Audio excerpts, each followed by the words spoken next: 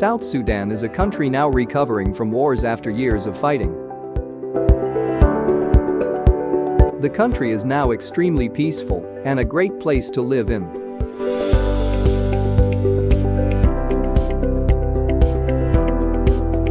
However, the fall of South Sudanese pounds against a dollar has left the country extremely ravaged.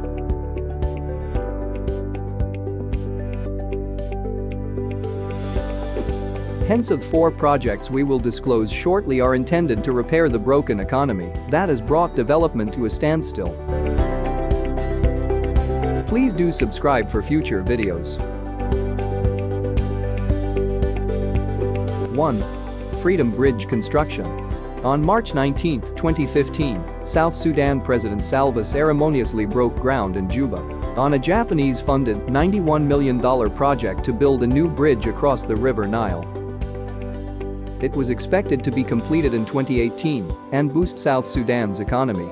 On December 26, 2016, the South Sudanese government called for the resumption of the construction of the bridge. This was after it had come to a standstill, but it would be postponed later on. The bridge would support the transportation of supplies and the development of the area. However, earlier that year, Japanese aid workers evacuated the country due to a resumption of fighting in the country. On June 14, 2017, JICA reassured the Transitional Government of National Unity of its commitment in the completion of the suspended projects. It was not until 18 March 2019 the agreement was struck to resume the pending project. In November 2021, the Japanese resident engineer Amida Norio told reporters that the Freedom Bridge will be opened on July 5, 2022. Right, well, as you can see, we have been working on the bridge so far for about 8 days. And our plan is to raise the whole bridge, put the bridge on rollers, and you can see their rollers are on here. And then once that's done, we're going to push the bridge, take off the damaged pieces and replace them at this end with new pieces. And we will continue to do this. We think the work will take about 30 to 35 more days.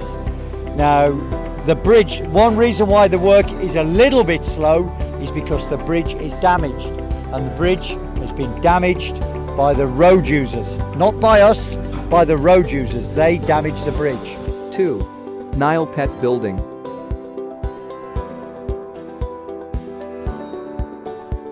Nilepet is a state-owned oil and gas company which is specialized in engineering, construction, procurement, maintenance, and building sustainable energy in South Sudan. Nilepet headquarters building was initiated by current managing director Dr. Chol Deng 2 years ago. However, the project became redundant when he was relinquished from his position as a managing director. Dr. Chol, who has been reappointed by President, has geared up to finish the construction by end of July 2022.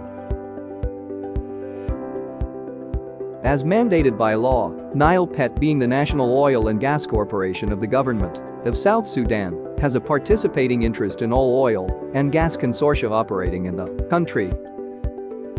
So what will the Nilepet bring? I would like to assure the people of South Sudan that soon the issues of fuel will be settled by using our refinery to produce our own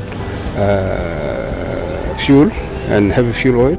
Aside from fuel, the Nilepet will provide jobs for South Sudanese. And already mentioned, the Nilepet will increase oil supply in the country.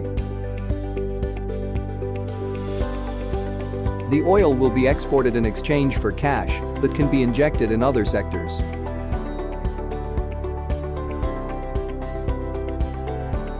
This will aid development of infrastructure, especially in the capital.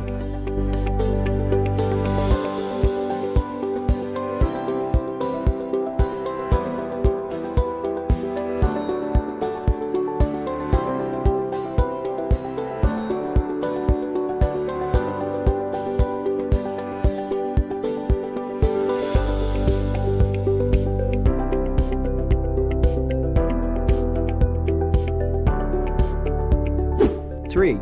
Central Bank Headquarters. The Bank of South Sudan is a technical institution that promotes financial stability. The project that is yet to get underway would see the bank headquarters become one of the most remarkable in Africa among all central banks.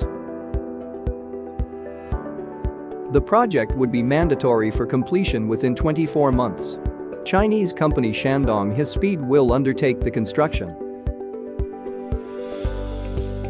The new headquarters will be equipped with a sports center, which includes basketball court, gym and cafeteria.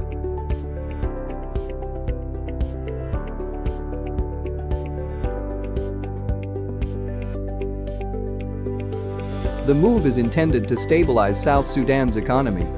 A few years back, South Sudanese pound was one of the strongest currencies in Africa. However, it lost value against the United States dollar. A peace dividend and the projected rebound in oil production and exports will support partial economic recovery, with real GDP expected to grow by 0.1% in 2021 and 2.5% in 2022. The construction will kick-start soon and is probably the reason the president sacked the governor of the bank late last month. The plan is to revamp up the plans.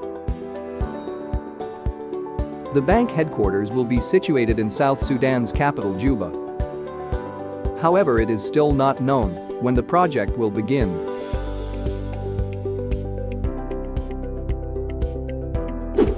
And lastly, Juba-Bor Malakal Highway. Highway infrastructure project in South Sudan for the past several years since the country got independence has been neglected.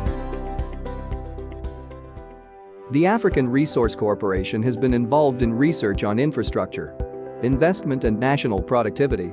Traditionally, the impacts of investment on employment have been categorized as the direct, indirect, and induced employment impacts of highway investment. The construction is being undertaken by African Resource Company, ARC. ARC is an established construction company in South Sudan and has done most construction projects in the country. ARC ensures that the process is run efficiently and the construction is achieved precisely, relying on the top-notch technology and powerful equipment.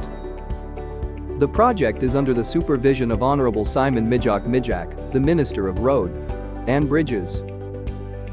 The road will connect Juba to Bor to Malakal and will provide the much-needed ease of movement. This will further improve trade and hence development.